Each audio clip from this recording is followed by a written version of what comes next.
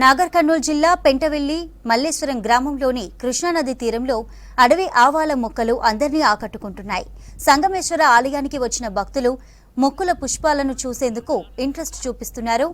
పుష్పాల అందాలను తమ సెల్ ఫోన్లలో బంధిస్తున్నారు. నదీ తీరంలో పెరిగే ఈ ఔషధ మొక్కల శాస్త్రీయ నామం క్లియోమ్ చెల్లి డోని అని చెప్తున్నారు Jadcherla botany assistant professor doctor Sadasivaiah.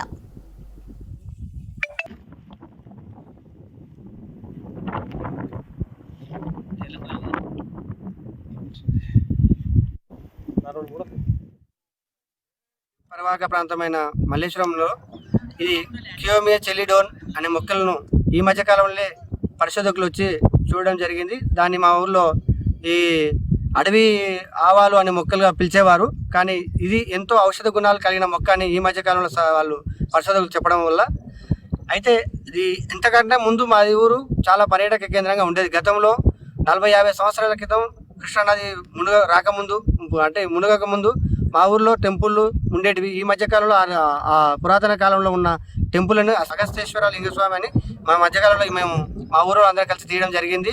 కాబట్టి ఈ మధ్యకాలంలో మేము మంత్రి గారి దృష్టికి తీసుకెళ్లడం జరిగింది. వాళ్ళు కూడా పర్యటించారు. మా ఊరిని కూడా పర్యాటక కేంద్రంగా ప్రకటిస్తే బాగుంటుంది ప్రభుత్వాన్ని మేము రిక్వెస్ట్ చేస్తున్నాం. ఇక్కడ ఆహ్లాదకరంగా ఎన్నో పూల మొక్కలు కనిపిస్తున్నాయి కాబట్టి ఇక్కడ సందర్శకులు చాలా మంది వచ్చి ఇక్కడ చూసి వెళ్ళడం జరుగుతుంది. అదేవిధంగా మా గ్రామంలో ఇక్కడ ఐలాండ్ అనేది చాలా 15 ఎకరాల్లో చాలా ఆహ్లాదకరంగా నది చుట్టుముట్టు ఐలాండ్ చుట్టూ నది ప్రవహిస్తుంది. అక్కడ చాలా మంది ఇక్కడ సేద తీయడానికి అదేవిధంగా ఈ నది పరివాహక ప్రాంతంలో ఆహ్లాదంగా గడపడానికి చాలా ఉత్సాహం చూపుతారు. మా పర్యాటక శాఖ మంత్రులు జూపల్లి కృష్ణారావు గారి దృష్టి కూడా తీసుకువెళ్ళాం. ఇంతటితో మా గ్రామాన్ని ఈ మంత్రివర్యులు శ్రద్ధ తీసుకొని మరింత అభివృద్ధి చెందించింది.